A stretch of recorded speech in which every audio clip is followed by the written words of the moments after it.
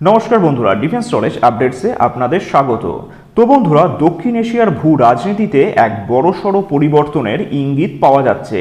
প্রতিরক্ষা বিষয়ক website defence security এশিয়ার একটি সাম্প্রতিক রিপোর্ট অনুযায়ী চীন তাদের অত্যাধুনিক J-35 স্টেলথ ফাইটার বিমান দ্রুততার সাথে পাকিস্তানকে সরবরাহ করার পরিকল্পনা করছে। 2026 সালের মাঝামাঝি সময়ে এই সরবরাহ শুরু হতে পারে বলেই মনে করা হচ্ছে, আর এটি ভারতের আকাশসীমার নিরাপত্তার জন্য একটি নতুন চ্যালেঞ্জ হয়ে দাঁড়াতে পারে। 2026 সালের মাঝামাঝি সময়ে পাকিস্তান চীনের থেকে J-35 ফাইটার জেট পেয়ে যেতে পারে। এছাড়াও শুধু J-35 নয়, তার সাথে পাকিস্তান পাচ্ছে KJ-500 এবং HQ-19 মিসাইল ডিফেন্স সিস্টেম। আর এই আপনাদের মনে করিয়ে দেই, এই HQ-19 মিসাইল ডিফেন্স সিস্টেম হচ্ছে সেই এয়ার ডিফেন্স সিস্টেম যেটাকে অপারেশন সিঁদুরের সময় ভারত খুব সহজেই ধ্বংস করে দিয়েছিল। এছাড়াও এই চুক্তি সফল হলে দক্ষিণ এশিয়ার দেশগুলির মধ্যে পাকিস্তানি প্রথম সমন্বিত 5th জেনারেশন কমব্যাট ইকোসিস্টেম তৈরি করবে। এবার দেখে নেব চীনের এই J-35 ফাইটার জেটের কিছু বৈশিষ্ট্য। তাহলে দেখুন, J-35 হলো চীনের দ্বিতীয় স্টেলথ ফাইটার জেট J-20-র পরেই।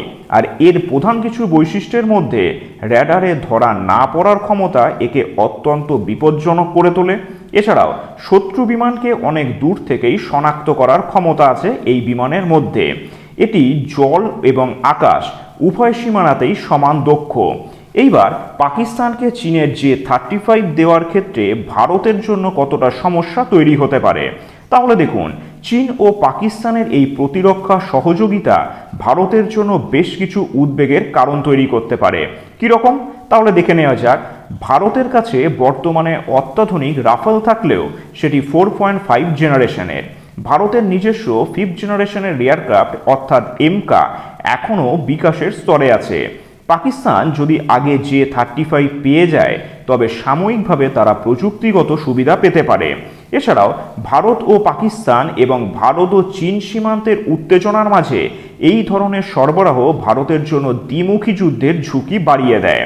স্টেলথ ফাইটারকে সাধারণত র্যাডারে ধরা কঠিন, ফলে ভারতের সীমানায় পাকিস্তানের নজরদারি এবং অনুপ্রবেশের ক্ষমতা আরও বাড়িয়ে দেবে।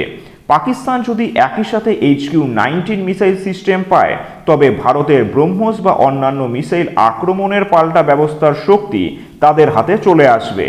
এবার দেখুন, পাকিস্তানের হাতে J-35 আসা এবং ভারতের জন্য একটি বড় সংকেত।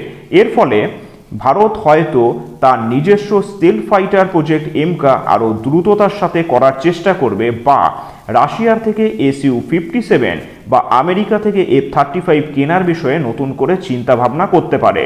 দক্ষিণ এশিয়ার সামরিক ভারসাম্য বজায় রাখতে ভারতকে এখন তার আকাশ প্রতিরক্ষা ব্যবস্থাকে আরও শক্তিশালী করতে হবে।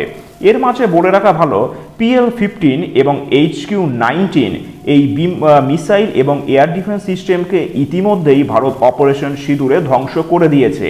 এখন প্রশ্ন হচ্ছে, J-35 স্টেলথ যুদ্ধবিমান চীন পাকিস্তানকে এই যুদ্ধবিমান দিলেও পাকিস্তানের পাইলটরা এই যুদ্ধবিমানকে কতটা ভালোভাবে ভারতের বিরুদ্ধে কাজে লাগাতে পারবে সে বিষয়ে সন্দেহ আছে।